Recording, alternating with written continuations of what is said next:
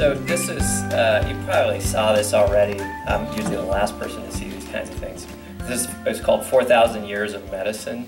I don't know if you've seen this, but it starts in 2000 BC, and it's here, eat this root. And in 1000 AD, it's the root is heathen.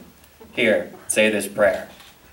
And in 1865, it's the prayer is superstition. Here, drink this potion. And then in 1935, the potion is snake oil. Here, swallow this pill. And then in 1975, it's, oh, the pill is ineffective. Here, take this antibiotic. And then in the year 2000, it's, and beyond, it's, oh, the antibiotic is poison. Here, eat this root. So, I thought it was funny because information and knowledge does actually wear pretty well with time. And I don't remember who it was that first said it, but I like it. Knowing about the natural world is a more enjoyable way of being with the world. And I think it was Ansel Adams, maybe not, but I tend to agree because I remember first learning the names of clouds like cirrus, cumulus, cumulonimbus, and all of that. And it's like suddenly there were things in the sky that I didn't even see before. It was no longer just wallpaper. It was full of real things. So fast forward now, knowing more about my food, I find is a more enjoyable way of being with my food. And that's what today is all about, is knowing a little bit more about your food and enjoying it a whole lot more. Because the typical American table has gone a little pale over the last few decades. I mean, today, if you were to remove all the food colorings and bright packaging from everything in the middle aisles of the grocery store, what you would see is a food landscape that's pretty gray and even white. It's like this vast beige desert of highly processed food-like substances, as Michael Pollan likes to call them, all made out of the same few ingredients over and over and over again. Corn, soy, wheat, white potatoes, more corn. Even the animals that we eat are made of these things, which is a far cry from the diverse grasses and herbs, acorns and insects these animals used to eat. So, what happens, so what appears out there to be this diverse and delicious landscape that we get advertised all the time is actually pretty narrow and bland. I think for a lot of us in this town, we don't resonate with that because there's a lot of awareness already, but there are a lot of food deserts in America, and they are very bland, even though they have lots of colorful packaging and food coloring. When you pull back that industrial veneer, there's not much there, which is why natural color really matters. And see if I can figure out how to do this here. So according to the NHANES data that was collected by the CDC in 2009, we are really going colorblind when it comes to our food. About 8 out of 10 Americans have what's been called a phytonutrient gap. That's just the difference between the amount of fruit and veggies that the average American really needs and how many he or she actually gets. And the gap is actually more like a chasm. The results are stratified by color. 69% of us fall short in green. 78% of us fall short in red.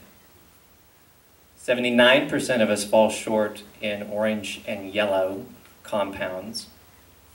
86% of us fall short in the white tan group.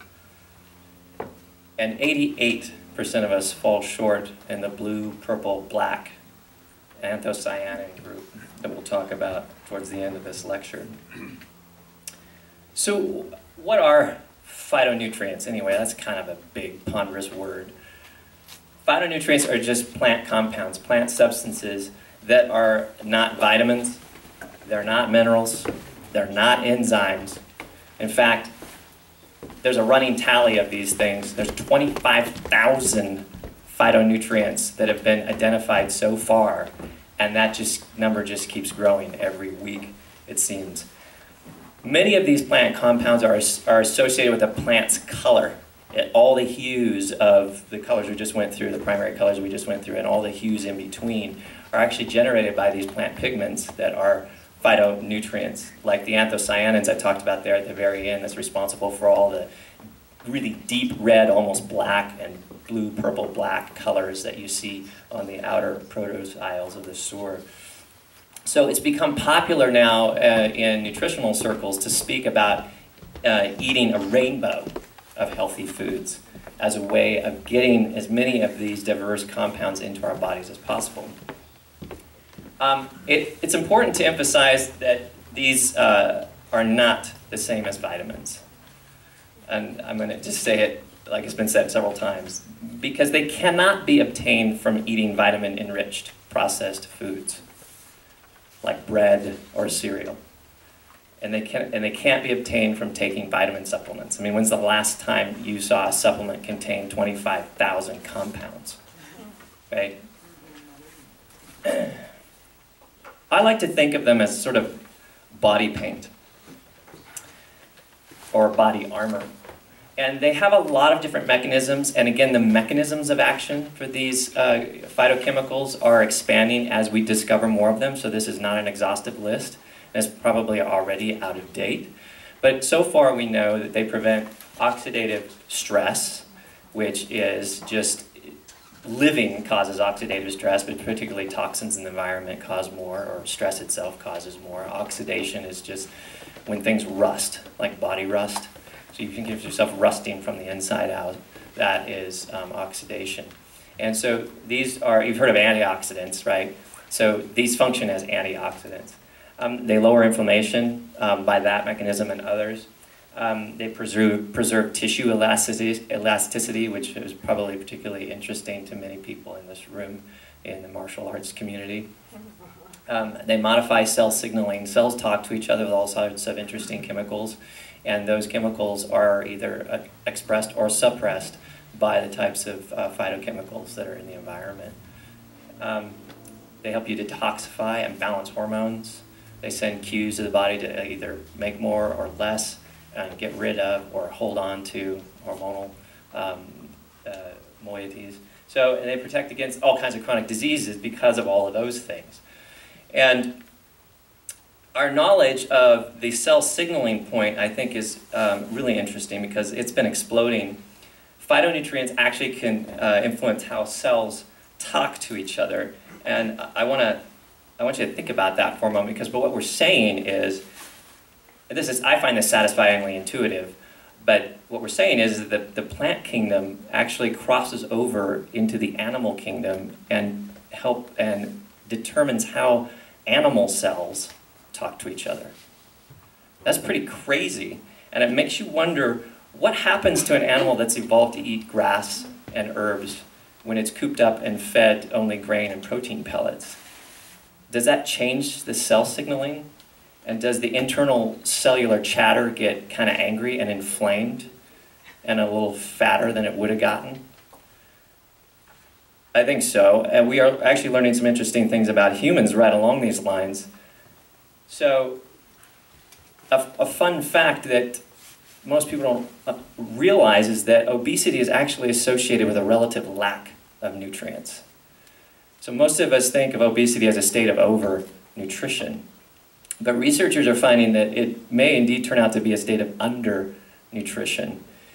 So you may have even heard the phrase, oh, let me go back here inadvertently, that you may have heard the phrase overfed and undernourished.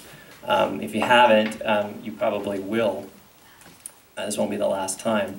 There was a recent study in the Journal of Human Nutrition and Dietetics that found that calorie for calorie, obese individuals consume significantly fewer phytonutrients than non-obese individuals, which is why I kind of recommend people count colors rather than calories, because your weight loss is going to be a lot less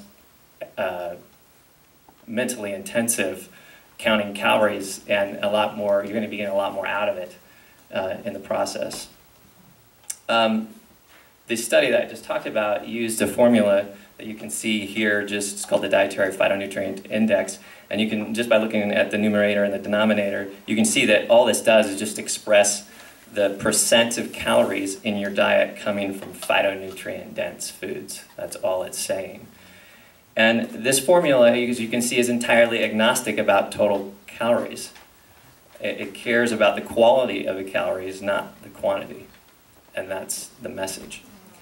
These same researchers also noted that the phytonutrient intake was inversely proportional to the inflammatory markers in the bloodstream. So things like, you may have heard of C-reactive protein, interleukin-6, lipid peroxidase. These are all really angry messengers in the body. And so what they're saying is that not only were folks with low phytonutrient intake fatter, they were more inflamed. And inflammation, it turns out, all by itself is an independent risk factor for just about everything we're suffering from on a chronic disease spectrum. Everything from chronic pain to obesity to dementia to heart disease and so on. And what's fascinating, though, to me, is that something as humble as the polyphenols, these are little phytonutrients, in olive oil can cool down this kind of inflammation at its most fundamental level. We now know that olive oil dials down a substance you've probably never heard of, but you will be hearing a lot more about, called NF-kappa B. And NF-kappa B is just a gene transcription factor. And its job is to run around and read code, read your DNA and transcribe portions of it. Its job is actually to transcribe and turn on the inflammatory genes that cause these firestorms throughout our body. I like to think of it as a little monk sitting in the cell that will only read and transcribe Dante's Inferno. But think about what this means. Olive oil, by decreasing NF-kappa B, actually changes your gene expression. So it soothes your genome. And that, to me, is pretty deep nutrition. And we're just scratching the surface of this now. So, clearly, food is more than calories. Food is information, and it's actually information that's interacting with information all the time. There'll be a quiz on this. Where does all this information come from? Well, ultimately, it comes from space. Plants are harvesters of starlight, and they're sort of the bricklayers of stardust. Physicists are confident now that every single element on Earth that's heavier than hydrogen or helium was forged in the belly of a star. A star that exploded a long time ago and rained down its gifts on us like a piñata bursting open. And now you fast forward, and along come plants, and they do this wonderful thing. They harvest light from our nearest living star, and they combine it with the dust from long dead stars to make a phytonutrient backbone that supports all animal life on this planet, including humans. And I find, if that doesn't make you smile, then I find it even more intriguing that this backbone, this phytonutrient backbone, happens to fall into the same color spectrum of the light from whence it came. So that almost deserves a moment of silence. So green is the color we most associate with plants. It really is nature's most dominant food coloring.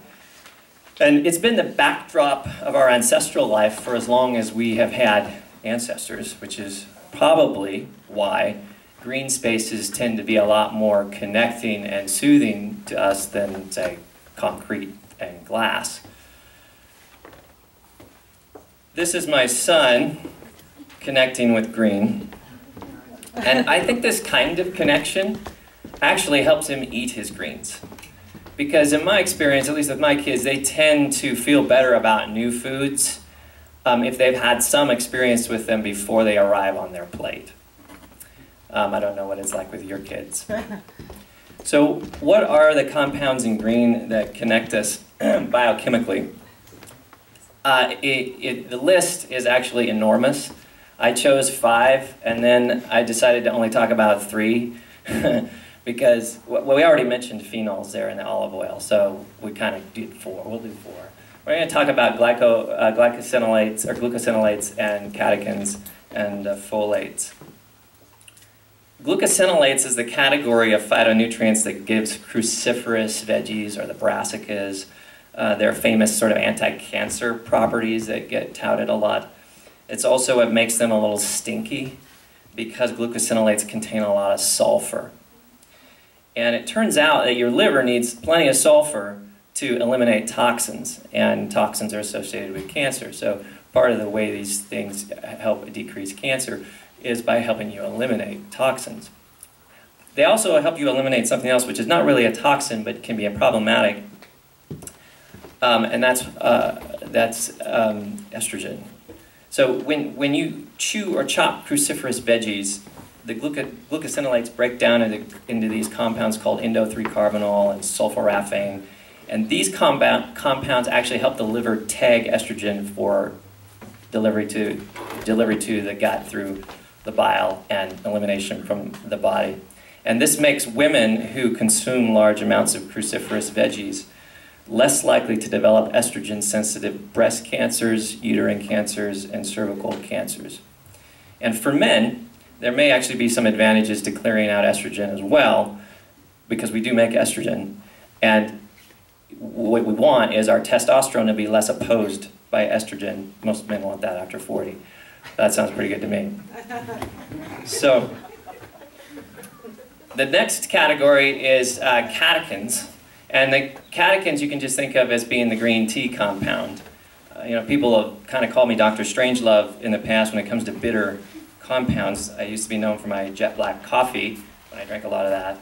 Lately I'm more likely to be caught savoring cacao nibs and astringent dandelion greens and green tea. But the particular catechin found in green tea is not only important, but it's really fun to say.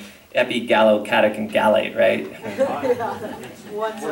Yeah, exactly. So most of the time you'll see it abbreviated as ECGC, but if you say the whole thing, it kind of gallops off your tongue. Epigallocatechin gallate, right?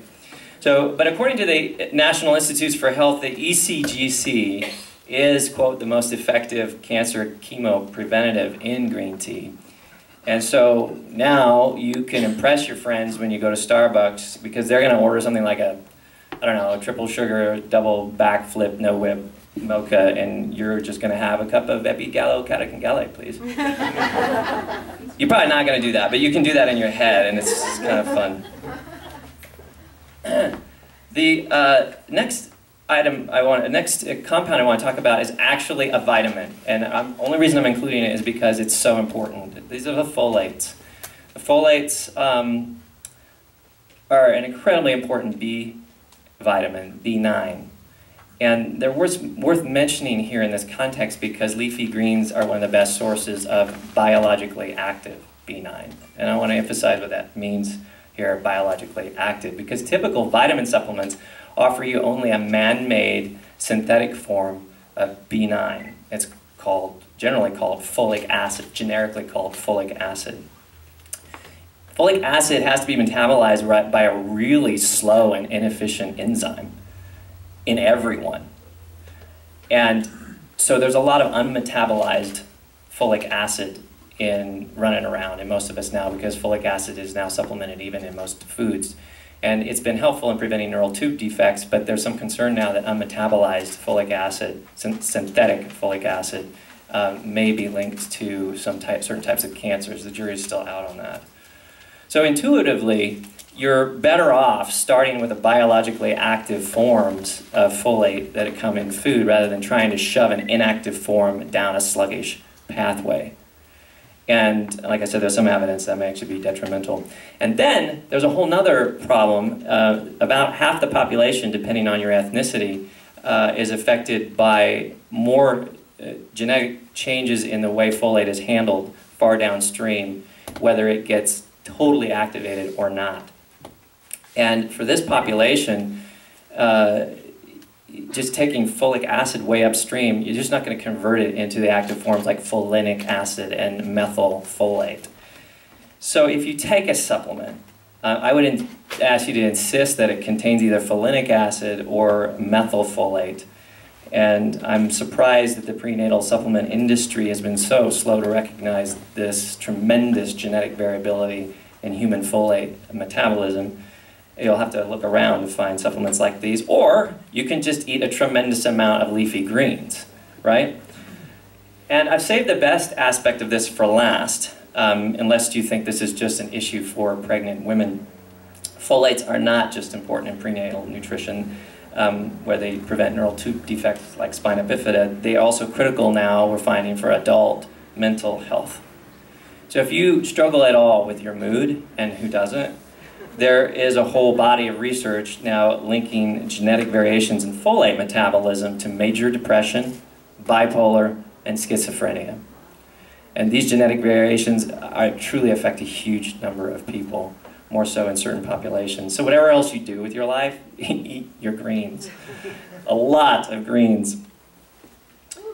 And this is just a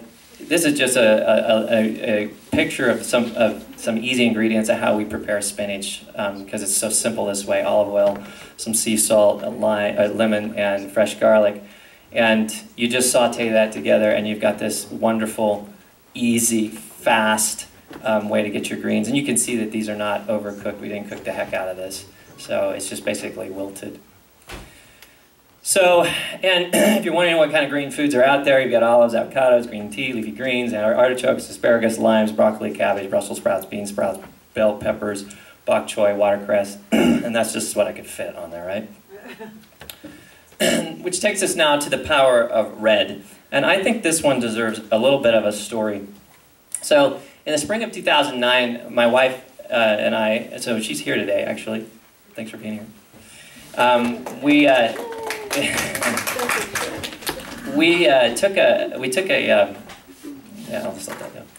took a trip to Cannon Beach, and to celebrate our anniversary. And it was a long drive. We got there kind of late in the afternoon, early evening, and our intent was really just to snuggle and listen to the tides, right? We didn't really have any big plans or anything. But as soon as we got out of the car, we just got hit with this amazing aromas coming from the town. And we were just instantly famished. And it was like we just looked at each other. It was telepathic, that we didn't have to say, let's go look for something to eat. It was just like, you know, we just went that way. And it was a beautiful evening, you know. It was one of those just picture perfect evenings at Cannon Beach, where you have this big distended red sun sinking into the sea, and the lights all pale and rosy on the sidewalks, and you feel like it's kind of shimmering but not too hot.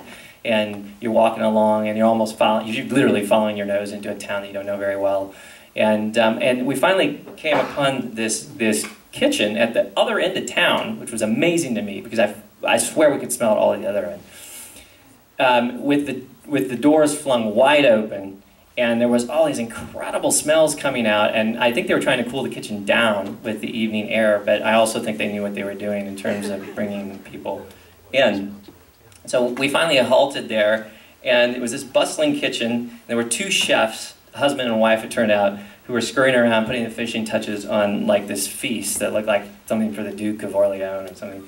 There's all these mouth-watering trays of dumplings that were shimmering in the ovens. There were these colorful veggies piled high on wooden trays, and lanes of wine bottles set up like bowling alley, and there was line-caught salmon on a chopping block, and the grill was crowded with grass-fed steak, and someone was pumping the air with fresh coffee, and I mean, it was a real show, and in fact it was called the dinner show, right? And so they just happened to have 2 seats left. And so we just sat down. We didn't even ask how much it cost, which is a rare lapse. But in the end, we didn't just eat, we dined, right? It was a 5-course meal. And for me, the standout dish that evening was, so Bob is the chef, Chef Bob. So the standout dish for me was Bob's tomato jam, because I'd never heard of such a thing. So, and he had this tomato jam that he made that he put on the grass-fed steak. And it was so crazy good. I mean, it's like, you know, the chefs are always on this quest for the balance of the forces, you know, sweet, salty, savory, tangy, and this kind of put it all together in like this huge explosion. It was amazing. But the reason I told that story is because there were so many red things that evening, the sun and the light, and then this tomato jam. And tomatoes happen to be a really good source of phytonutrient called lycopene. And you probably heard of lycopene in the context of protecting against prostate cancer, so men take note of that. But you might not have known that it also protects against breast cancer. So it's good for both sexes, and skin cancer. And it reduces the risk of heart attacks too. So it's an all-round player. And I think this is emblematic, actually, of how phytonutrients work. They are medical multitaskers. It's hard for us to think this way because we tend to think of a pill for every ill. But they're almost always multiple molecular targets for these compounds in our body. And so, nature loves diversity, so why not? And our body has all kinds of redundant systems, so why not? I don't think it'll actually be too much longer before this whole industrial era of monocrops and monotherapies will seem a little simplistic and even quaint to those growing up in a new era of awareness of biodiversity and complexity. So where do I get lycopene? You know, tomatoes, obviously, and by the way, you get much more tomato release, tomato release, but you get more lycopene release if you cook the tomatoes and add some olive oil. So it's there's a fat-soluble thing going on there as well. Pink grapefruit's another place, watermelon and guava. And I'm going to skip to now ellagic acid, which is our next compound. If you ever wondered why pomegranates are considered a superfood, ellagic acid is why. And we had some wonderful pomegranate seeds in there for breakfast this morning.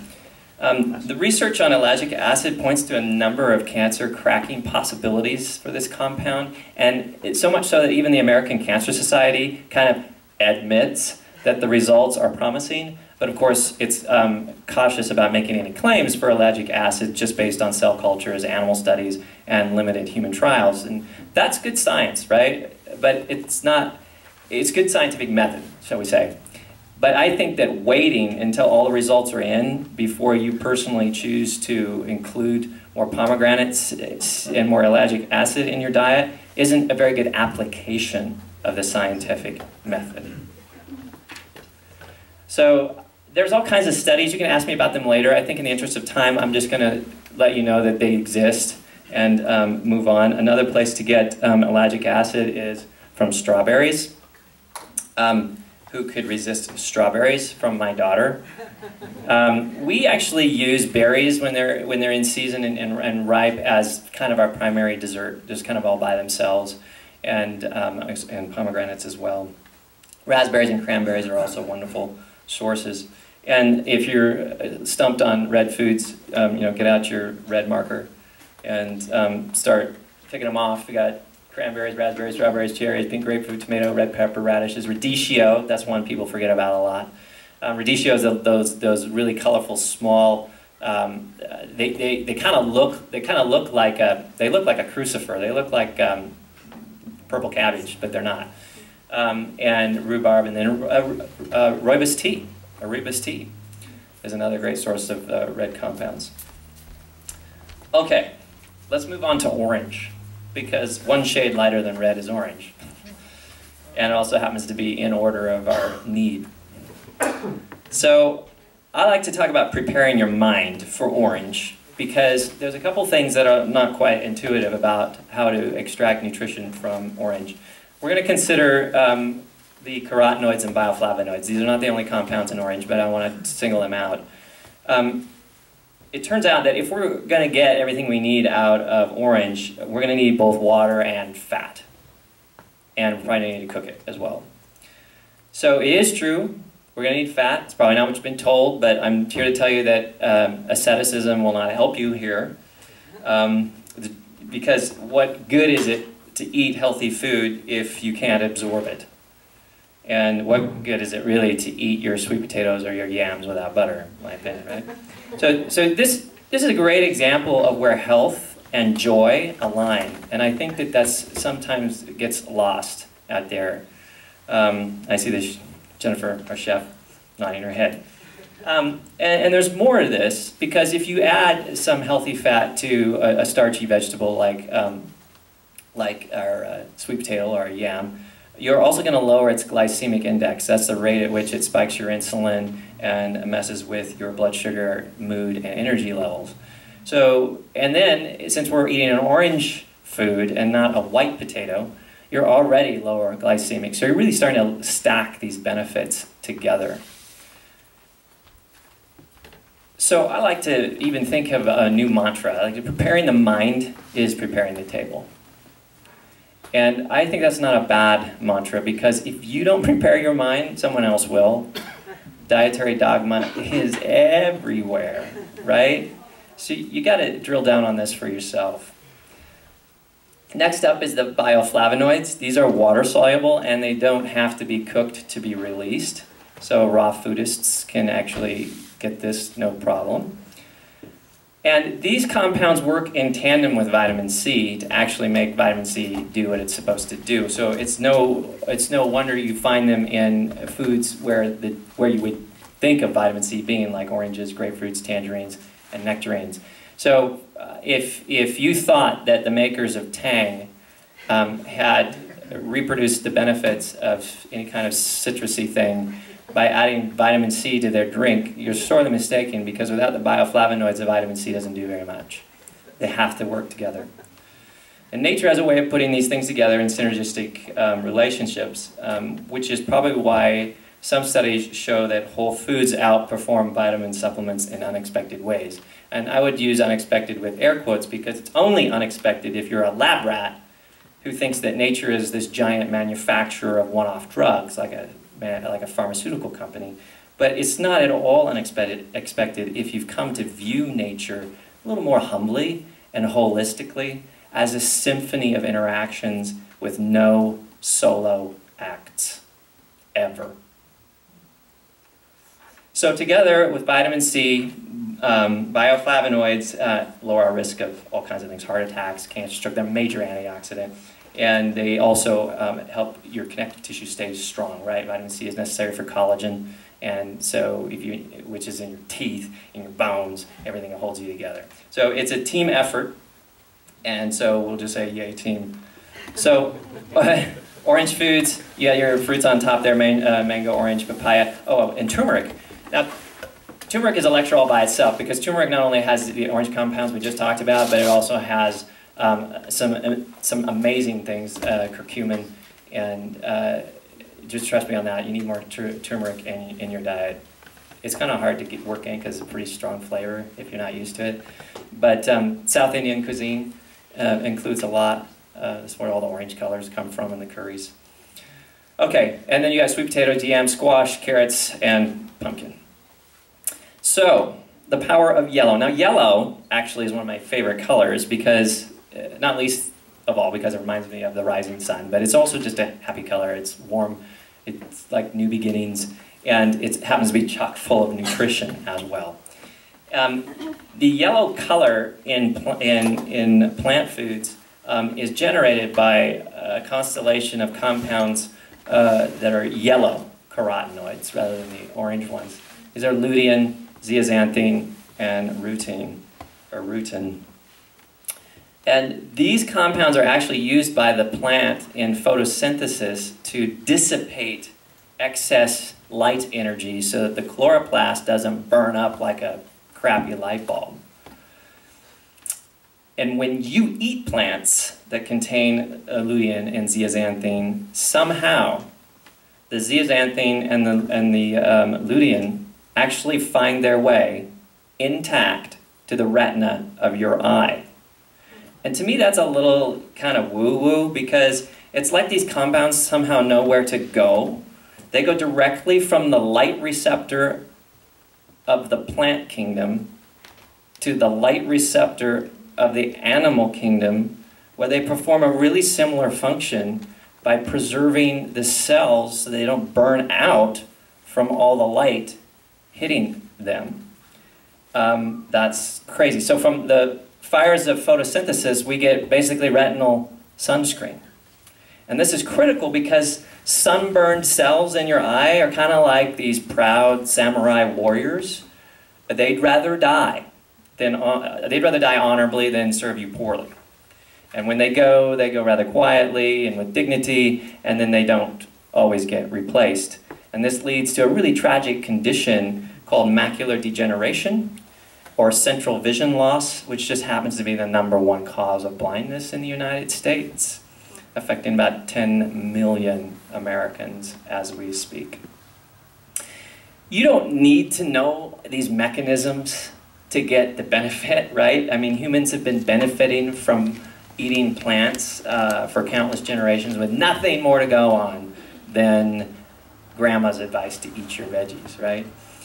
It's just that in today's environment where we have all this massive advertising for Pop-Tarts and lifeless flowers and milled cereals and sports drinks, and then this weird idea that we can just fill in the gaps with vitamin supplements, it probably really does take more than grandma's wisdom these days to navigate the food landscape.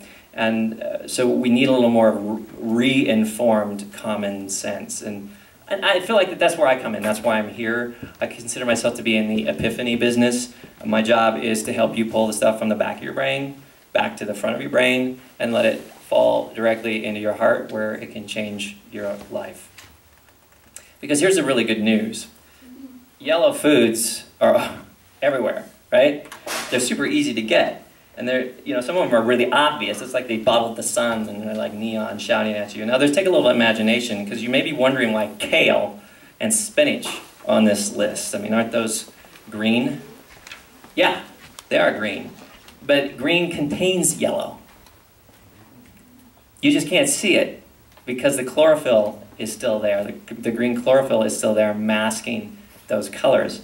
And this is something, this is another thing I think we already know intuitively, we bring to the front of our head, because every fall we see this play out when the leaves begin to die and the chlorophyll drains out.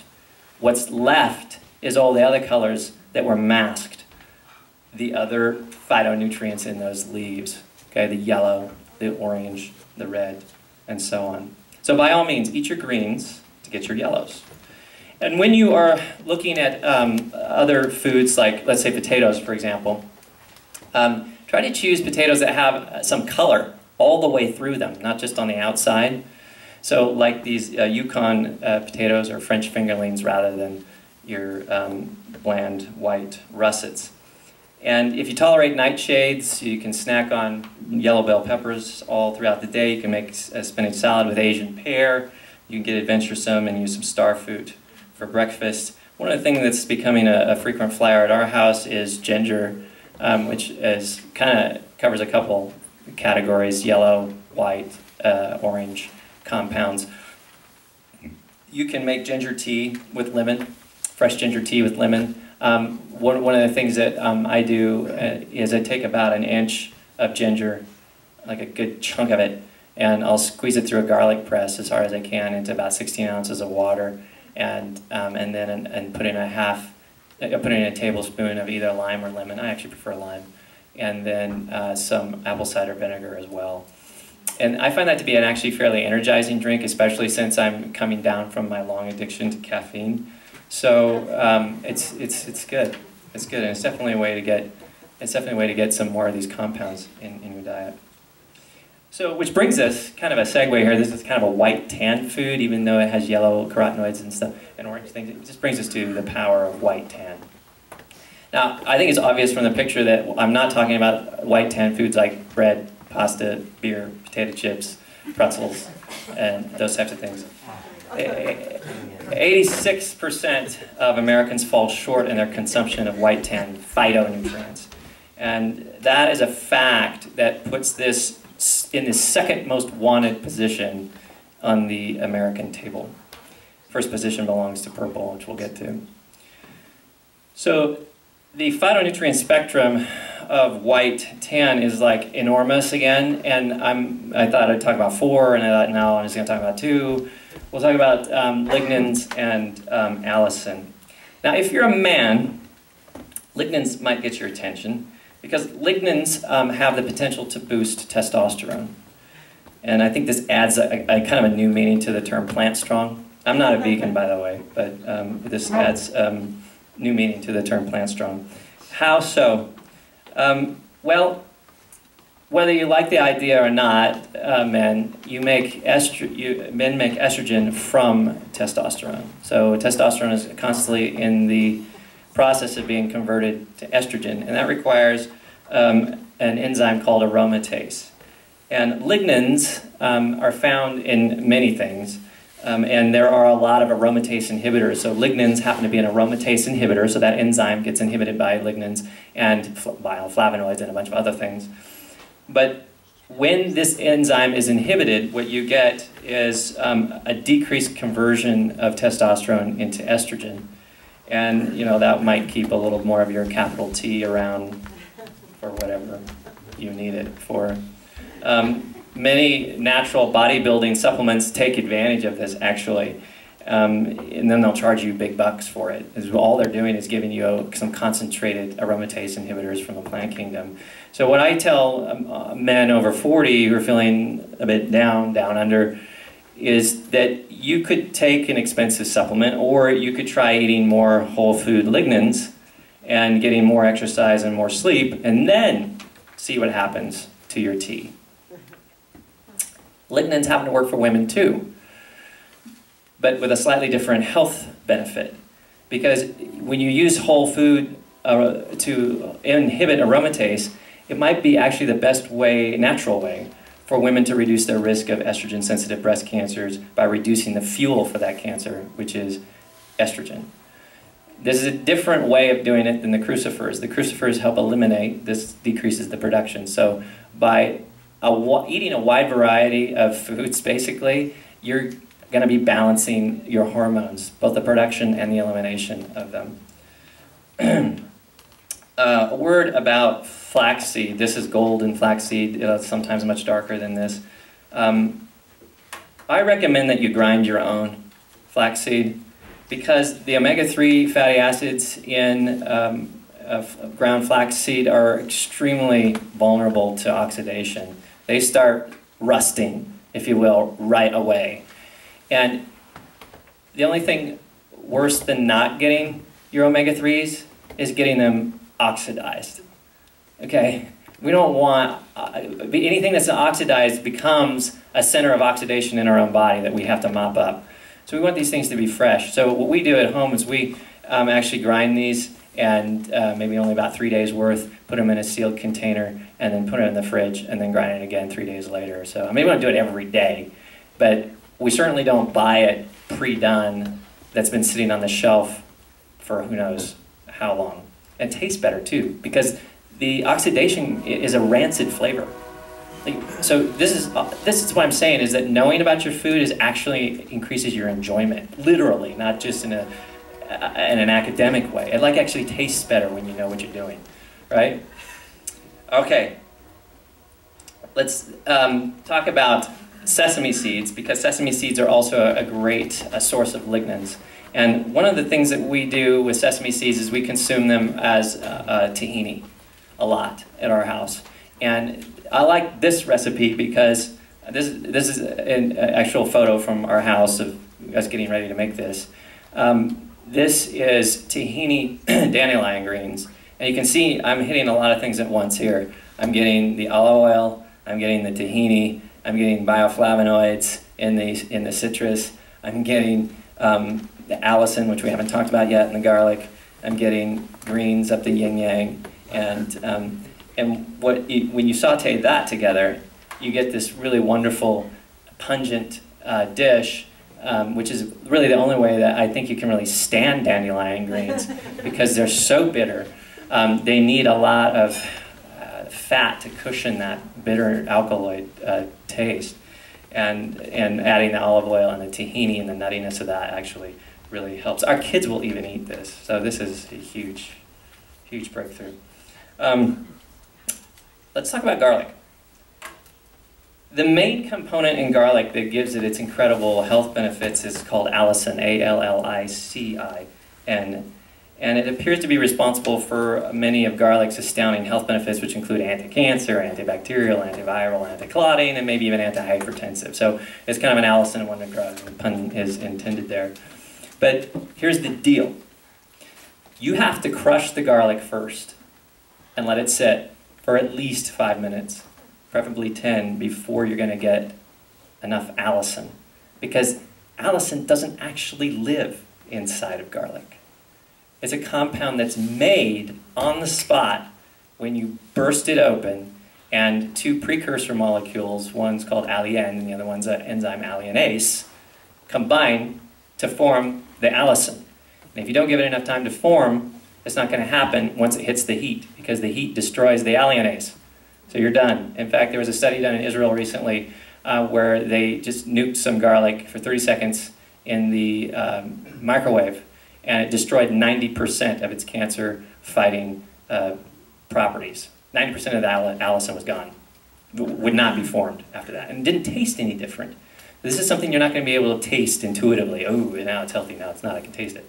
Nope, but your body can feel it. So here's what I do.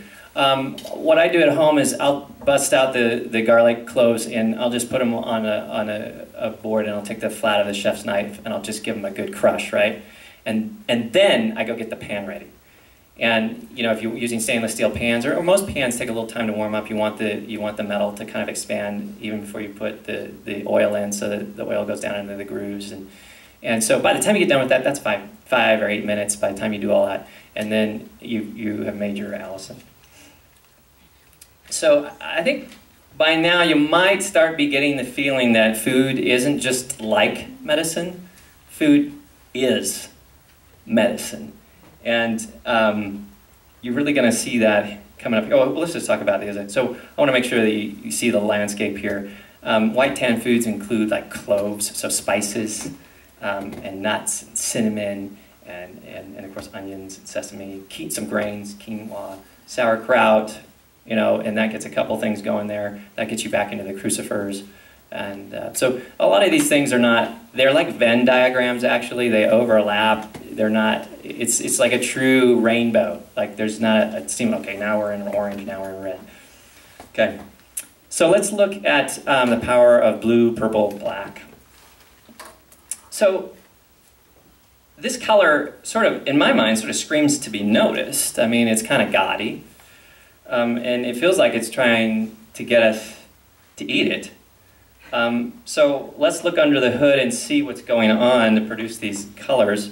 There's a lot of stuff going on here, and this is super simplified, and I'm going to simplify it some more.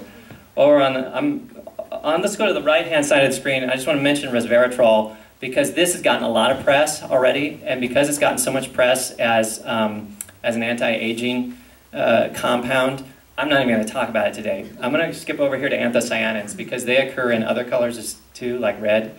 And I want to talk about them in relationship to brain health. So let's talk about what $200 billion actually cannot buy you. So my father, Bill Wagner, who is sitting here today, I didn't know he was coming, for years and years has owned and operated Alzheimer's care facilities.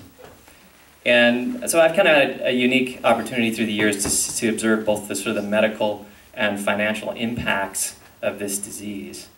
And it costs about $200 billion every year to take care of our current population of Alzheimer's victims with any dignity.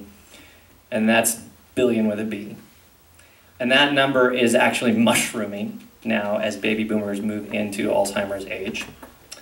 And the worst part of it is there's absolutely no cure. None. The medications that we use to treat Alzheimer's just mask symptoms, and not very well. So I've been really curious if there are any potential cognitive benefits that we might derive from good nutrition to kind of forestall at least the next generation's dementia demise. And it turns out that blue foods might actually hold some answers, and make us anything but blue in the process. So, turns out, and it's still early days, but there's some interesting research afoot. In 2010, a study was done in Tufts University looking at the effects of wild blueberry juice. And potentially we're looking at the anthocyanins, that's the active component, but it could be something else. Their impact on memory loss and cognitive ability. And so it was a fair-sized group of men and women, average age 76, and for 3 months, one half of the study participants drank 2 glasses of wild blueberry juice a day, and the other half got a berry-flavored placebo. And at the end of that time, the wild blueberry juice drinkers scored 30% higher on tests of memory and cognition than those who'd been given the placebo juice, and they had a lot higher scores on their self-reported mood, so their mood was better. Now my mood would be better if my memory was better too, so I mean that made me happy, right? So, but I don't know if that's a separate effect or a unified effect. But more research needs to be done. So, but in the meantime, my advice is to eat wild blueberry cobbler. This is a recipe that we use, and it just involves macadamia nuts, pecans, cinnamon, sea salt, lime zest, and dates. And that forms the crust crumble, and then you just add some wild blueberries and maybe a dollop of, and this is, oh, help me out. That's coconut, yeah, that's coconut cream on top there. And that's totally fantastic, and it's wonderful. There's nothing weird in it, right? And it's pretty healthy. So, you know, with all the mystery that surrounds consciousness, if we don't understand it, I think one thing we can know is that dark berries are good for your brain. And 88% of Americans aren't getting anywhere near enough of these dark pigmented foods. And you know, I don't know why that is. It might be that we're a little, I don't know, maybe too practical and Protestant for purple. But I think we need a little bit more of the dark side in our diet. So, you know, here's to bringing some balance to the force there. These are some purple foods. Purple cabbage, purple carrots, and Peruvian potatoes are purple as well. Eggplant, kale, dark berries, black olives, and black rice. Have you seen that black rice, the forbidden rice? It's really nutty and delicious, and it's a great place to get some of your anthocyanins as well. So imagine, you know, if everybody went through the supermarket and started darkening up their shopping carts with the power of purple, we might actually be able to change those NHANES statistics that we talked about at the very beginning, and maybe starting now, we can reverse the tsunami of chronic diseases that are threatening to break the medical bank and probably any bank you can imagine. So, some other purple foods, you may not be aware, there's purple carrots, and there's a cool story there that I don't have time for, but that's actually the original color. The orange carrot is an invention about 400 years ago, so it's the more nutritious one is the older one, because the purple also contains the orange, so you're getting everything there. Okay, and then these are some of those purple Peruvian potatoes that I cooked up, and you can see how the pigments go all the way through. It's not just in the outer coating. All right, this is the quiz question, and it's really the main point I want you to come away with is that food is information, interacting with information. And that some of the most powerful medicine you will ever take comes at the end of your fork. And that it not only impacts how you look, but how you feel and your ability to think and be in relationship to the world and people. Health is kind of your platform to do good work in the world. And the benefits of green are no less stunning than the benefits of red, no less stunning than the benefits of orange, no less stunning than the benefits of yellow, no less stunning than the benefits of white tan, and certainly no less amazing than the benefits of purple. Best way to do this is to eat, fortunately. I have a PDF of rainbow recipes that I'd like to give to everybody who's here. I'm just going to email it to you. If you give me your email address, it's down here, and the email will be used, unless you specify otherwise, to put you on my free newsletter list. If you're already on that list, don't worry, you're not going to get duplicate newsletters because the software I use won't let me do that. So it catches me there. I'll send this to you. It's 9 pages of recipes that really emphasize color, and I think you'll like it. We've made some of those. And then the recipes that I showed here today are just stuff that we do at home. All of those are on my website at bioflourish.com, and you can reach me by email as well at marc@bioflourish.com. So I think at this point, do we have any time for questions, or we need to rock and roll? Sure, sir. 5 minutes? 5 minutes. Okay, and then I'll be around afterwards too. So is that cobbler on your bioflourish? It is. It is. And just, you know, that's not something we invented.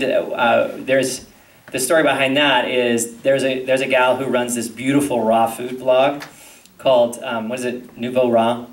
If you can spell Nouveau, you can actually log on right away. I can't do it. Anyway, so she actually lives just down the street from my parents in Hood River, and we got to know her, and it's this amazing, gorgeous blog. But that crumble that goes with the berries is actually the crumble for her key lime pie. So we just stole it, and we added a little more dense nutrition to it. That's it. So I think you're going to mix and match it, right? Marc, will you speak to local, fresh, right? You know, yeah. Vegetables, beef, you know, all that. Yeah. So nutrients in general, vitamins included, have a bit of a shelf life, right? So the further they have to be transported, the less is going to be there by the time you finally eat it. So the closer you can get, the shorter the food chain is, the more nutrition you're going to get out of it. So if you can get from your own garden some of these things, that's going to be the best. The next best is going to get it from someone else's garden who knows what they're doing, and that's how I think most of us are going to do that. There's a lot of locals here who are doing amazing things in this climate. I can't believe the stuff that can actually be grown here. My experience with trying to grow a garden growing up here in the yesteryears was just, you know, all you could grow was zucchini and rhubarb and nothing else. And so, I mean, there's some amazing things happening out there. So farmers markets and getting stuff from the valley that's over here, I think is an amazing thing. And then, you know, and then after that, you go then you're kind of into the industrial food chain where you're sort of industrial organic, and maybe you're not getting pesticides, but that stuff did have to be trucked a long ways. And oftentimes these things have to be harvested early before they're actually before the nutrients that were going to be expressed actually got expressed, because they got to sort of ripen on the way. And when you cut off that maturation, you also cut off some of the maturation of the nutrition that was going to be there. So if you can eat local and fresh and ripe and in season, those are going to be your most nutrient-dense foods. Doesn't mean you can't eat anything else, but do that first. About the allicin release from, say, you buy pre-minced garlic. Right. Does that have a shelf life where it like decreases over time?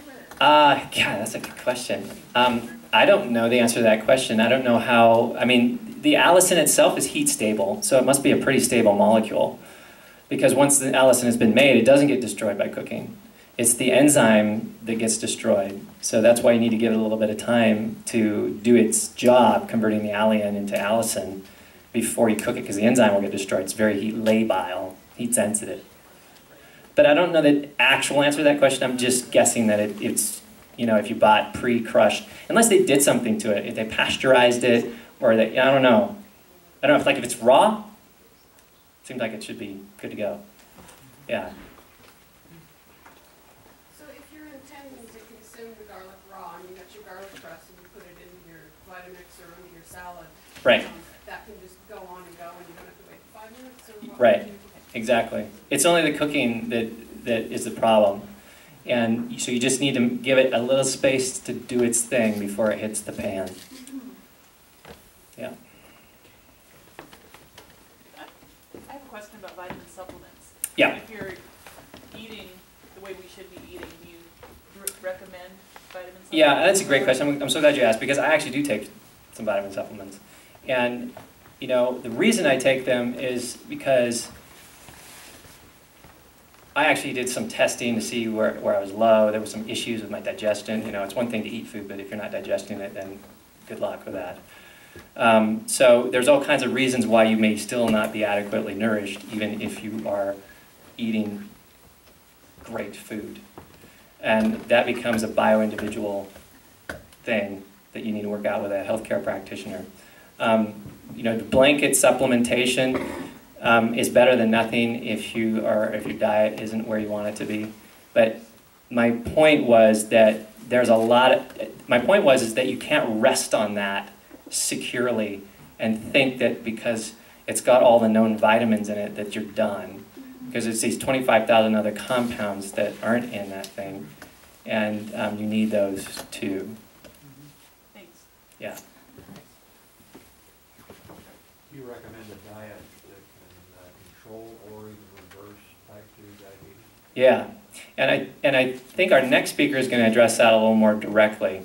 I talked mostly just about plants, and you know, plants in and of themselves. If you had a really high phytonutrient index diet, where a lot of your nutrition was coming from these types of sources, there would be a natural thing that would happen where your cells would start to become less insulin resistant, and they would be accepting of sugars at lower insulin levels, and which is essentially the fundamental problem with type 2 diabetes is insulin resistance. And insulin resistance can be reversed by a variety of things, but plant foods, exercise, resistance training, and some other things too, and then not spiking the insulin so much, because you don't want the insulin always rising up, because every time the insulin rises up above a high threshold, then that just makes the cells go, whoa, yeah, I've seen that before, I'm not interested, right? You're gonna have to impress me more before I do anything with that, and that's the insulin resistance thing. And so to unwind that takes physical exercise and actual resistance training to change the receptivity of the muscles, where most of the energy is going to go. You know, lower the insulin, lower the insulin resistance in your muscles, and then eating a phytonutrient-rich diet will help as well, because there's a lot of inflammation associated with type 2 diabetes. And so by eating anti-inflammatory foods, which we're going to talk about in just a minute, you're going to get your body going in the right direction. All right. Nice. Thank you.